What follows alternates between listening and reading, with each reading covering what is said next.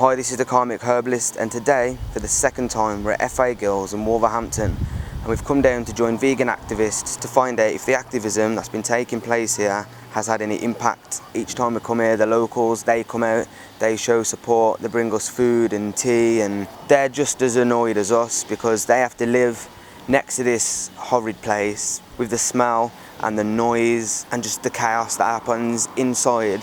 They have to live right next to it.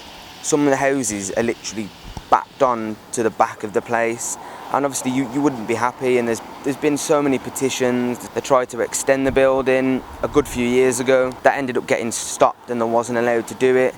I mean, for years the locals have just been trying their best to just get this place out and moved or shut down. And there's a school just literally down the road, and you would not want to live by this place. You wouldn't want your kids living by it.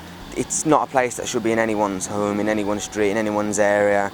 The religious buildings just literally over the back, over the road.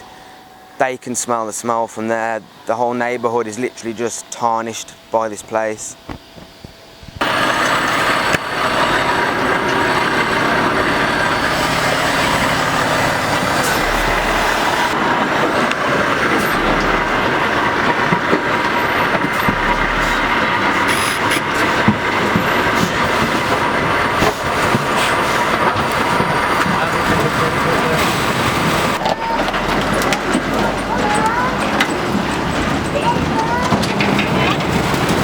Pavement, out of the way, don't stand in the road, and I will stop. I'm going to stop today because there's too many down my passenger side.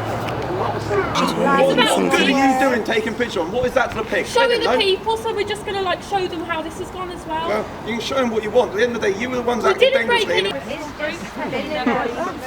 Said this and that. My name's Amandeep and I live locally to this slaughterhouse here, FA Gills in Wolverhampton. We've been doing saves at Gills for a while now, and it's mainly to bring awareness to the local community. Some of the community don't even know this place exists here. Also, the community that lives right next door to Gills, they're being affected by the slaughterhouse, so we're supporting them as well. And also the end goal is to shut the slaughterhouse down. It's definitely putting pressure on places where we are doing this. Gills, for example, have put metal sheeting on all the gates so we can't film. Today we've had one lorry come in because they've rescheduled all their lorries, which is basically amounts to a shutdown. So even though we've had no footage as such today, it's still successful because we've disrupted their business for the entire day pretty much. They've called in extra security today, which they don't normally do. So yeah, the movement definitely works. And if we keep piling on the pressure, which we do in various forms around Gills, something will have to be done. We've got environmental agencies involved. We're getting a petition involved as well from the local residents joining and sign a petition when it's up and running. This is run by West Midlands Animal Save, which I got involved in about 3-4 months ago. But there's other groups, there's earthling groups, which West Midlands Animal Save work with. On the weekend, we're going to be promoting the issues that go on at Gills in the town centre. There's various groups you can get involved in. Once you get involved with one group, it will lead you on to another group, because every group has their own sort of specialist area that they can do activism work for. It's all friendly, isn't it, everyone? Yeah, everyone's friendly. I mean, today there's been about, 17, 18 people. We're all supporting each other in various ways. The local communities here, they bring us out coffee and biscuits and, chips even. So everyone's supporting each other. My wife and I, we've come from King's Standing.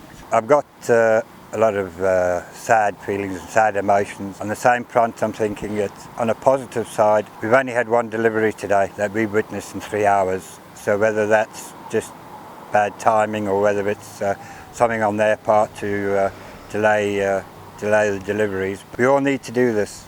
We all need to show the rest of the world what's going on, the cost of what they're getting on their plate. We all need to wake up, we all need to get our heads out of the sand and realise that the planet can't carry on like this, the human beings as a race can't carry on like this. We need to think of other generations to come as well, that the vegan society out there is growing, but we need to grow at a bigger rate.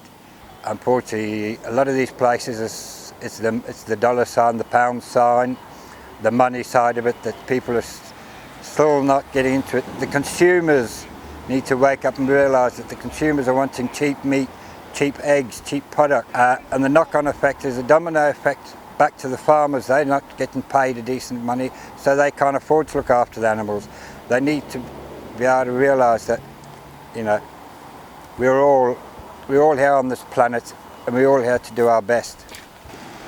With more people being made aware of the process and how wrong it is, I am a great believer that day by day we're going to get some good results out of this, both in the farming community, egg processing, abattoirs like this, down to the producers.